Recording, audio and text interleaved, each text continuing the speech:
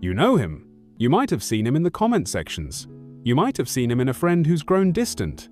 Or maybe, in your quietest, most honest moments, you've seen him in the mirror. He's the doomer male.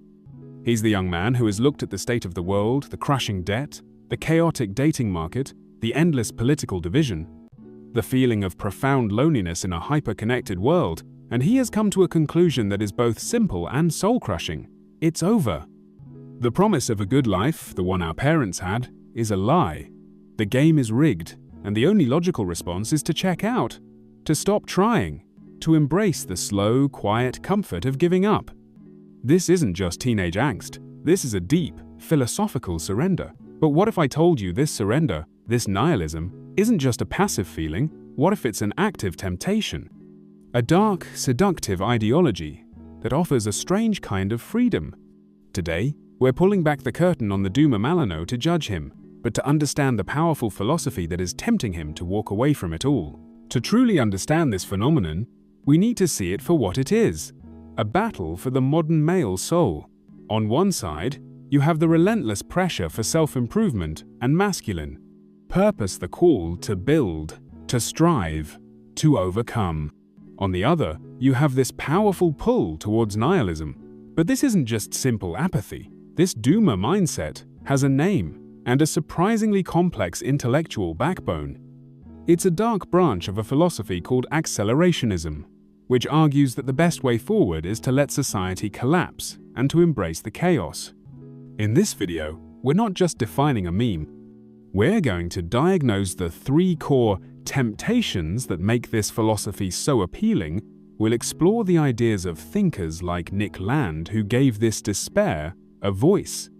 And we'll ask the most important question: is there a way out of the abyss? Or is the doomer's diagnosis of the world correct? The first and most powerful temptation of the doomer mindset is the promise of liberation from the immense weight of modern masculine responsibility. The current script for a good man is overwhelming.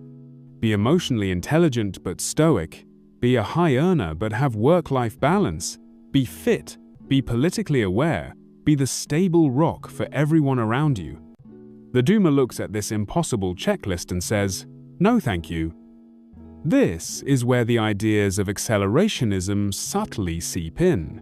It provides an intellectual justification for opting out.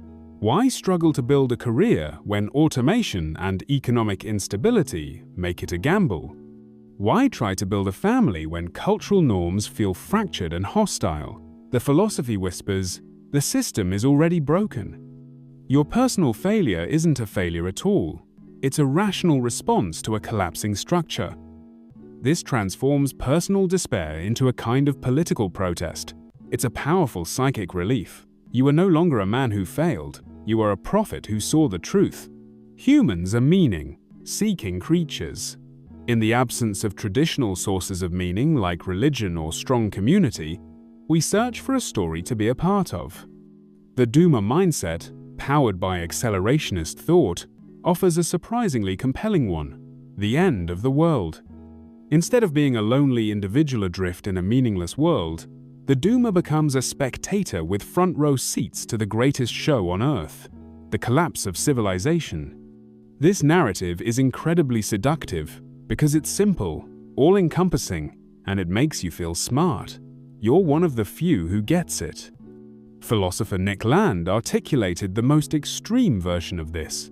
He framed techno-capitalism as a non-human intelligence that was already dismantling humanity. In this story, trying to find personal purpose is like a single skin cell trying to have its own agenda while the body is walking off a cliff. The only purpose is to witness the end. This narrative, while bleak, is comforting. It's easier to accept a role in a tragedy than to have no role at all. The path of building purpose requires immense internal work.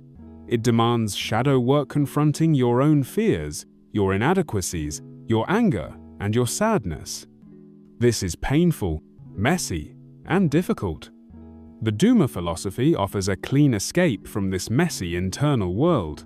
It says the problem isn't in you, it's out there. The world is broken, not your spirit. This allows a man to intellectualize his pain instead of feeling it.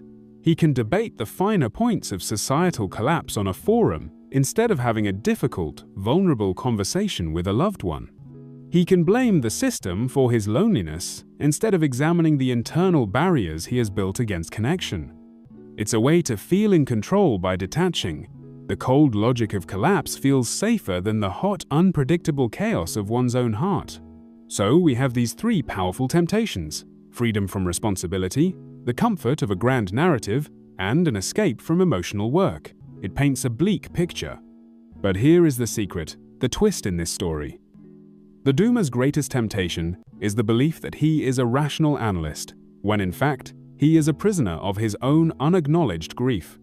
The entire doomer worldview is a fortress built around a profound and painful wound of disappointment, of loneliness, of a deep-seated grief for a world he was promised but can't seem to find. The nihilism, the black-pilled irony, the detached analysis, it's all a sophisticated defense mechanism to keep from feeling the full, crushing weight of that sadness. The ultimate temptation isn't to believe the world is ending, it's to believe that you are not worth saving. The philosophy of accelerationism is just the intellectual armor for a heart that has given up hope. If this video resonated with you, if you see shades of the doomer in yourself or in people you care about, this conversation is incredibly important. I want to ask you a question, and I invite you to be honest in the comments. What is one thing in your life, no matter how small, that still gives you a reason to fight the temptation to give up? Is it a creative project, a relationship, a personal goal, a simple daily ritual? Let's flood the comments not with more doom, but with glimmers of purpose. Your answer could be the small light that someone else desperately needs to see today. And if you believe these conversations matter, and you want to be part of a community that chooses to dissect these hard topics with empathy and intelligence, please subscribe to the channel. Thank you for being here. Don't give in to the temptation.